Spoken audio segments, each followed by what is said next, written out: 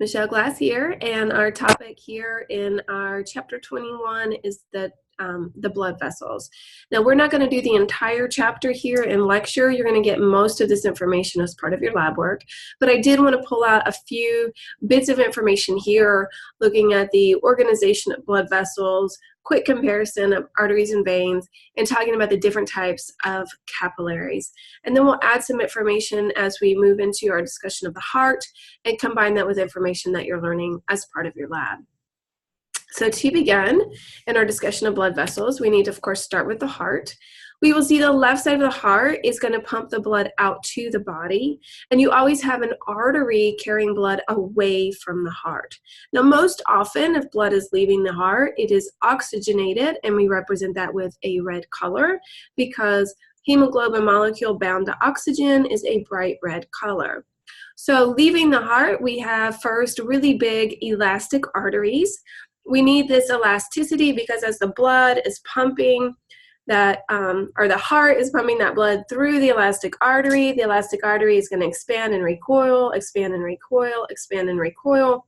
And so we need to have this kind of ability to be elastic.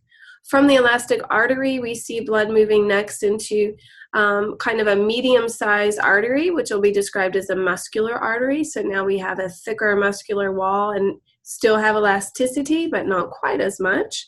Moving into a smaller vessel called an arteriole, which then carries the blood to the capillary, where exchange happens.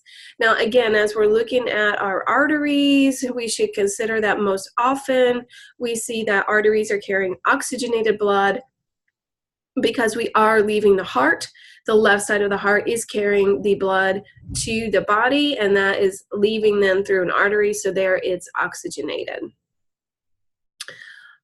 Arteries are not always carrying oxygenated blood. You'll see that when you study the lab. So you do have arteries taking blood from the right side of the heart to the lungs, and that blood is not oxygenated because at the lung is where it's going to pick up the oxygen. So it's not necessarily a great memorization to say arteries always carry oxygenated blood, but it is a good memorization to say arteries always carry blood away from the heart. The capillary is where exchange happens. So this might be the exchange of those gases that we're talking about. So oxygen gas will leave the blood and go to the tissues.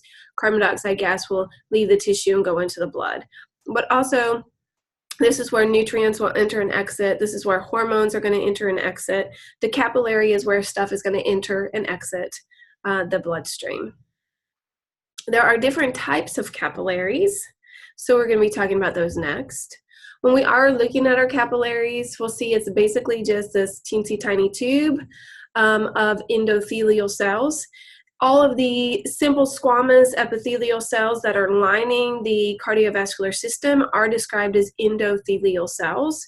And so it's a very thin tube of cells. It does have a basement membrane wrapped around the outside, so that's given a little bit more structure here than if we just had those endothelial cells and no basement membrane.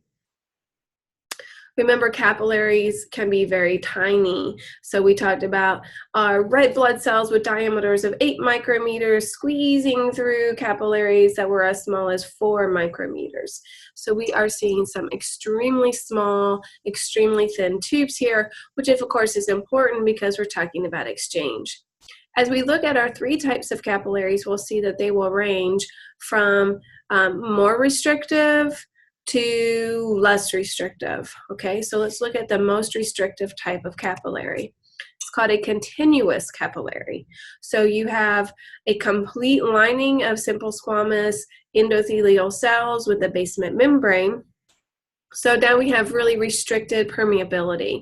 Pretty much your gases, your nutrients, your hormones, anything that's trying to enter or exit the capillary here is actually literally going through the cells of that capillary wall. So they have to go through the cell membrane of the endothelial cell and then through the other side of the cell membrane of the endothelial cell to either get into that blood vessel, that capillary, or out of that capillary. The continuous capillary is the most abundant type because typically we don't want like massive unrestricted access in and out of the blood stream. So we will see this most often, okay? So it's the most abundant, the most restricted, the continuous capillary. Next is the fenestrated capillary, and my little box there is a window because our term fenestra means window. Fenestrated capillaries have pores. So now not only can material move through cell membrane of our endothelial cells, but now it can move through openings or pores through the cell. So obviously we're increasing our amount of exchange that can happen. It can go faster and it's less restricted. So now it's just restricted based on size, where previously it was restricted by, all of the structure of the cell membrane. We're going to see fenestrated capillaries in place where you want rapid exchange. So remember the choroid plexus, where we produce cerebrospinal fluid in the ventricles of the brain, or wrapping around the GI tract. So not only do we want to have our nutrients from our small intestine able to easily move into our bloodstream, but we also see that the digestion process is full of hormonal control, and so you need to have those hormones, able to get from the blood to those tissues to tell those tissues how to absorb those nutrients. We see fenestrated capillaries in the kidney at the structure called the glomerulus. We'll be naming that in the future. This is actually where the production of urine is happening. So you want to have this ability to get this mass exit of material, and then you can fine tune it as it goes through the tiny tubes of the tiny tubes of the kidney. Okay. Again, talking about fenestrated capillaries, it allows for rapid exchange. It's not very restricted, but there are still some restrictions. In order to get out of a fenestrated capillary, you have to be small enough to fit through those pores. Most nutrients and molecules can. Excuse me, I have a throat tickle.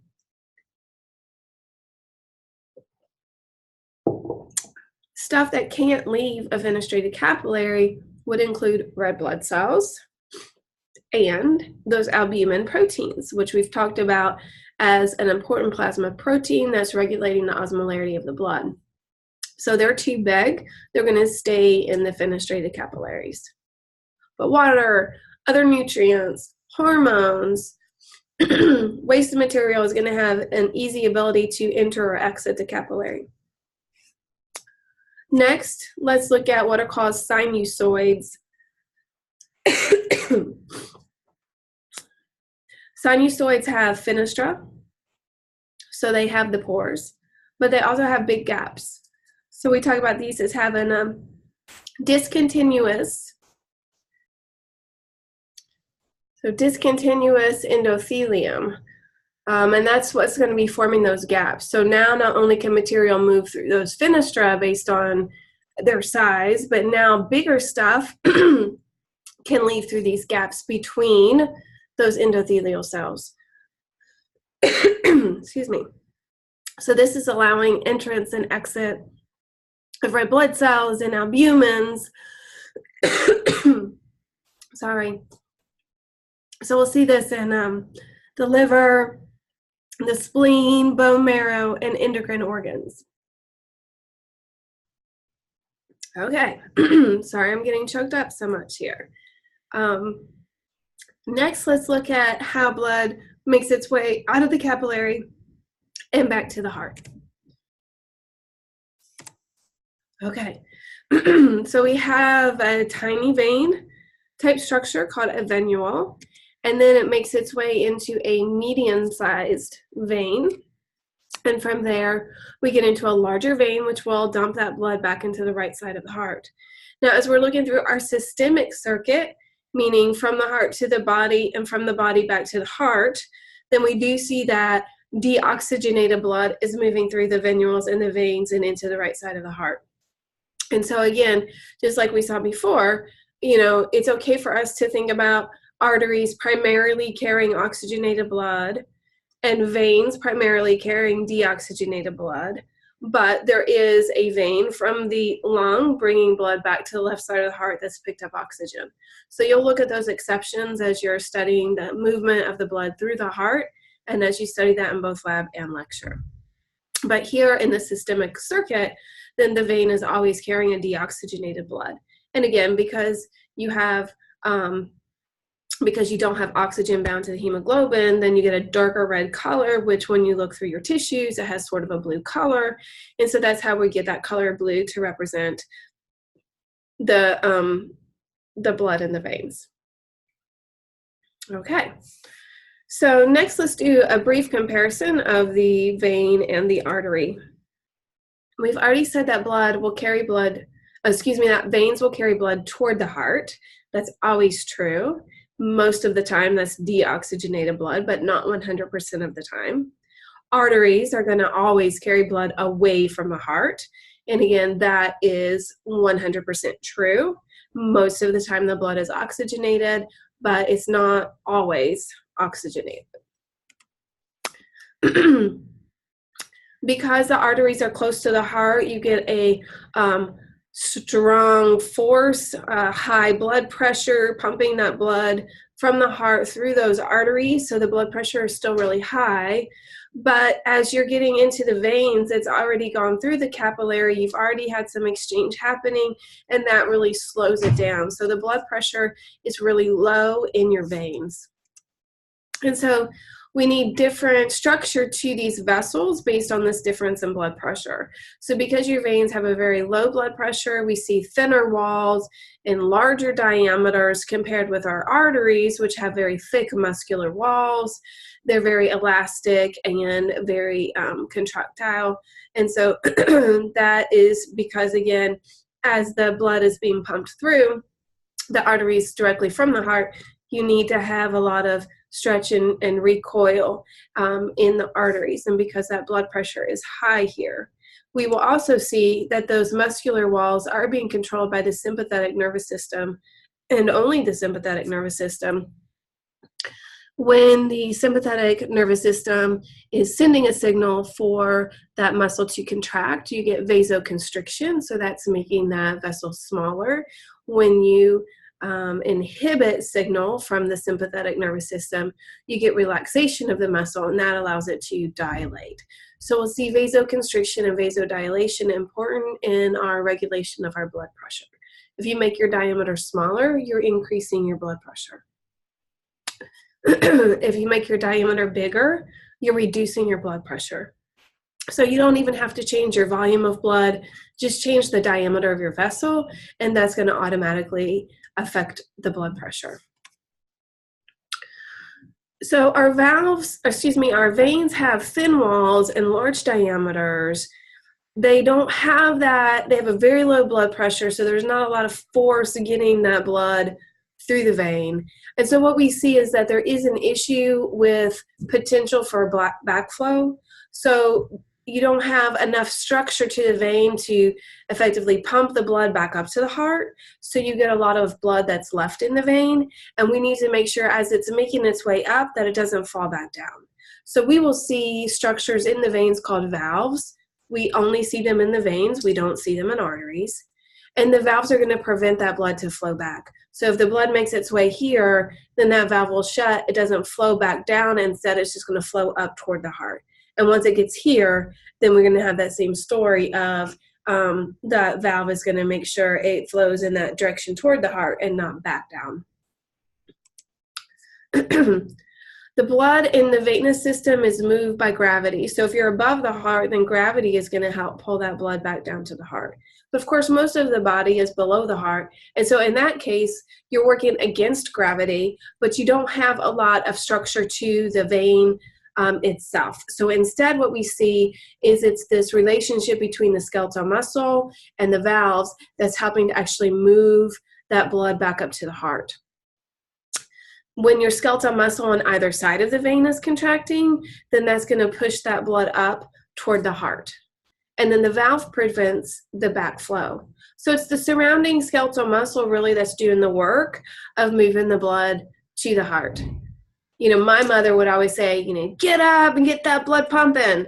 And She's right. So just doing physical movement is going to move that blood, increase that circulation through your body. So if you're sitting around a lot, or sitting at a desk all day, then you may have some swelling in your feet and your ankles because you don't have as much contraction of that surrounding muscle to move that blood up to the heart, and it's hanging out in the veins. We do see that our veins are basically like a reservoir to store some extra blood. So about 64% of our blood supply is actually in the venous system. And so this can be important because if you do have some significant blood loss, if you get cut, then one of the things that you're going to see is a recruitment of that blood from the venous supply, so that there for at least a short amount of time, you can maintain your same blood pressure even though you're having blood loss because you're recruiting this extra blood from your venous supply. So let's take a look at what those veins and valves might look like. So here might be a picture. Let's say it's the leg. You have a muscle surrounding the vein. We have a relaxed muscle. Our valves are closed. There's no movement of blood here. That would be happening, right? So wherever the blood is, it's just sitting in that location. When your muscle contracts, that's going to force open a valve, pushing that blood up to that next area. And then when your muscle relaxes again, the valve closes, and then it doesn't flow back down. So we can go through that kind of animation again and see that. Okay? Alrighty, that's it for now.